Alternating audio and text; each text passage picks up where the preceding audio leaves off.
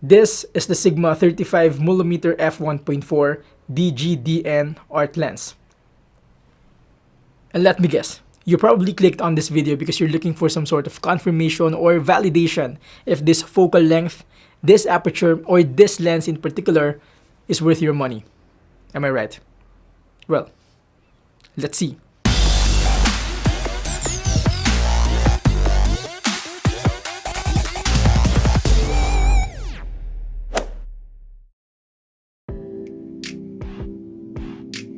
Before anything else, I'd like to officially welcome you to my channel. Thank you for making it past the intro. If you're into cameras, gadgets, technologies, all that good stuff, please do subscribe and hit that notification bell if you haven't yet. In that case, you won't miss out on anything from this channel. By the way, shout out to Gadget Master for sending me this lens to test it out. If you're looking for overpriced cameras, microphones, etc., check them out on Facebook. Links down below. Having that out of the way, let's dive right into the topic.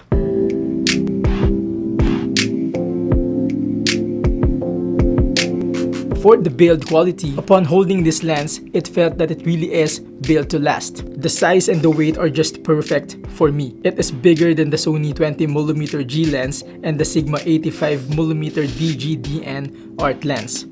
Although the 85mm is obviously chunkier. For the weight, it's actually the lighter version already. But for me, it still is quite heavy, which I personally like. In my opinion, it kind of signifies that it's made up of high quality materials. And I don't know about you, but I think that is a good thing. For the lens composition, I couldn't be happier with this lens. I love that the lens hood has this unlock button which you need to press in order to detach it from the lens. How cool is that? I love that they are generous with their focusing ring. They gave this lens a huge focusing ring which is very useful whenever I'm in manual focus mode. Not only that, Sigma gave us also the option to adjust the aperture on the lens as well. However, if you want to stick to adjusting your aperture in the camera, you can just lock the aperture ring to automatic using this switch right here. Really convenient. But just in case you want to utilize the aperture ring, you may of course do so. In fact, you can also choose to use it with or without click sounds. How amazing is that? Me personally, I usually do the adjustments in the camera. But obviously, removing the click sound is ideal if you're doing videos. This lens also has a customizable button which you can assign to better control your camera. And finally, one last switch this lens has is the automatic to manual focus mode switch. Very nice. Oh, and by the way, to top it all off, the Sigma 35mm is weather sealed. Like for real. Like what else can you ask for, right? Anyway, we still have a lot to talk about, so yeah. For the image sharpness, the Sigma 35mm is super duper sharp. If you're the type who finds joy or delight seeing so many details in your pictures, this is the lens for you. May it be for portraits, product shoots, landscapes, etc. I was blown away with how sharp the images are out of this lens. After all, it's a Sigma lens, so no wonder. So if you're thinking if this can be used for paid gigs, I tell you now, this lens won't fail you. For the autofocus, my hands are down for this lens. It's fast, it's accurate, it's sensitive, it's responsive, it's everything.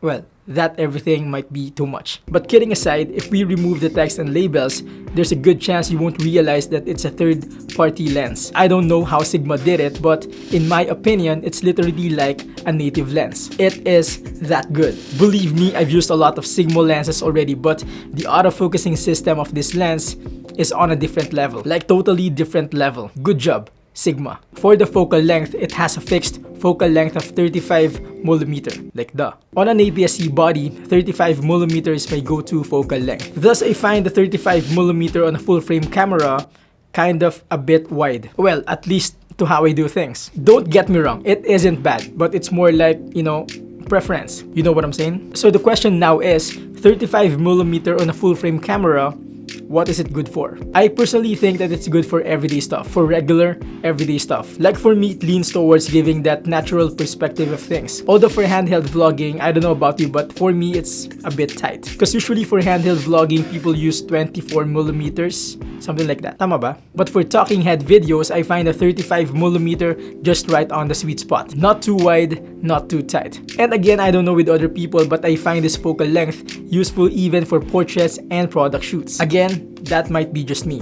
For the aperture, it offers a maximum aperture of f1.4. Let that sink in for a moment. Meaning, there is no doubt that this lens will deliver in low light situations. That's a plus for me because, as I always say, this studio is not well lit. May it be for photography or videography, I did not struggle the entire time I was using this lens. As a matter of fact, I enjoyed using this lens even without a proper lighting equipment. Can you believe that? Well, thanks to its large aperture. In addition, f1.4 is absolutely reliable in producing that creamy bokeh effect or that blurry background. I'm a sucker for that, by the way. Like if you want your subject to pop out of the background, the generous aperture of this lens is something that you might want to consider. Or rather, something that you might need to consider. Besides the focal length, this is also one of the reasons why I love using this lens for portraits and product shoots. Now, as for the conclusion, the Sigma 35mm is such a masterpiece. Let me just say that. In my personal opinion, this is by far one of the best lenses I've tried with my full-frame camera. And guess what? Not only on a full-frame camera, but also on an APS-C body like the Sony a6400. It works perfectly fine as well. So if right now you're using a crop sensor camera and you see yourself upgrading to full-frame in the future, consider investing on lenses like this one. But of course, it's still not the perfect lens ever. One obvious reason is it not having any form of stabilization. Not only that, I also noticed chromatic aberration, vignetting, etc. But nonetheless, the features of this lens from the inside out exceeded my expectations. Hence, if I can encapsulate how good it is, let me say it this way.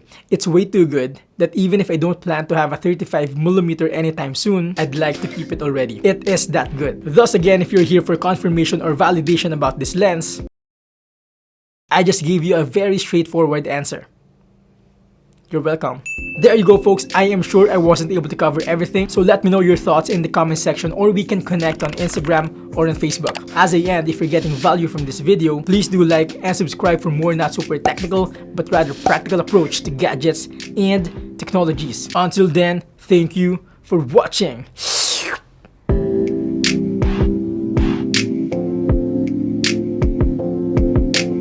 As a matter of fact, I enjoy like if you want your subject to pop out of the pop out.